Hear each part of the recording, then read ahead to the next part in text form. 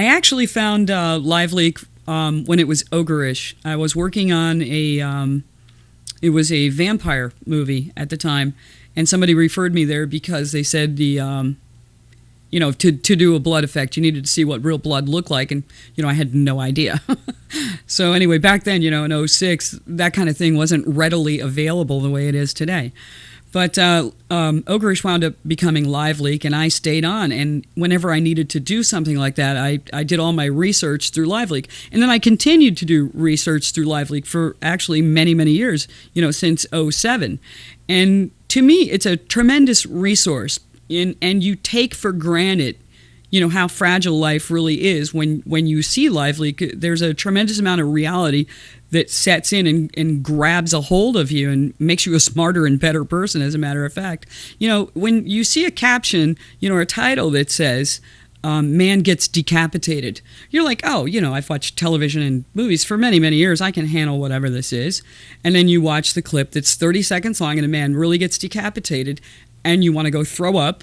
Loud noises bother you for like a week, and you're like scarred for life, But as a filmmaker, you really need to see those kind of things, and especially things that are like, when animals get hurt or, people victimize them or something, and then you start to read the comments. And as a filmmaker, it's an amazing education. It's the only word you can put on it, is you just learn so much on Live Leak.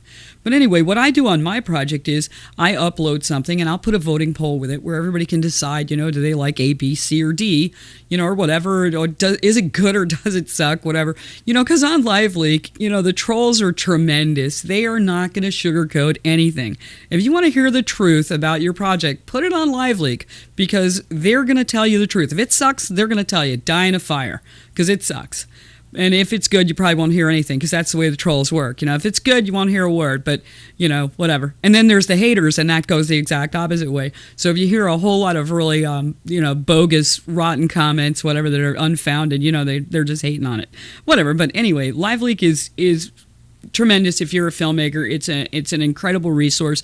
They have the ability where you can upload a photograph directly into the feed, which is where the comments are, in real time, have people comment back to you. So, you can come back the next day and re-upload whatever your adjustment is, and I always tell everybody to think I'm crazy for interacting with complete strangers all over the world on a movie. Most people are very secretive about their projects. I've posted it for everyone to see, every detail.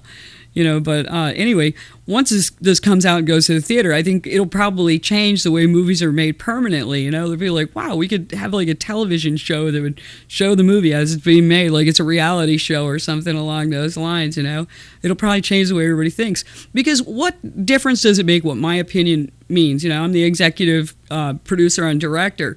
But in my little small mind, I like something that's red and green and explodes and makes noise or something. And other people say, well, that totally sucks. You're off your rocker.